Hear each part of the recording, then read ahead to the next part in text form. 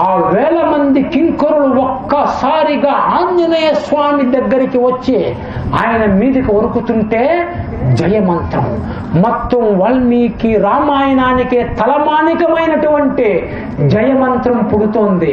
జైత్యతి బలో రామో లక్ష్మణక్ష మహాబల రాజాదేతి సుగ్రీవో రఘవేనాభిపాలిత దాసోహం కోసలేంద్రస్య రామస్య కృష్ణకర్మణ హనుమాన్ శత్రు సైన్యానాం నిహంత మరుతాత్మజ నరావణ సహస్రానం మే యుద్ధే ప్రతిఫలం భవే శిలాభిష్టు ప్రహరత పాదపైచ సహస్రసః అత్తయిత్వాపురీం లంకామభివాద్యత మైథిలీం సమృద్ధార్థో గమిష్యామి మిషతాం సర్వరక్షణం.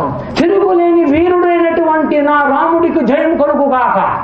ఈ వస్తున్నటువంటి కింకరులకు అర్థం కాదు. ఏమయ్యా ఈ వానరం అనుకుంటే ఇలా సింహనాదం చేసిందే, రాముడికి జయమంటోంది, సుగ్రీవుడికి జయమంటోంది, లక్ష్మణుడికి జయమంటోంది, వాయుపుత్రుణ్ణి నేనే ఇలాంటి 1000 మందిని నేను సంహరిస్తానంటుంటే ఒక్కసారిగా ఆ యొక్క కింకరులు భయపడిపోతారు. వాళ్ళు తన పైకి వచ్చే లోపలే ఆ 80,000 మంది కింకరుల్ని ముట్టు పెట్టేస్తారు ఆంజనేయ స్వామి.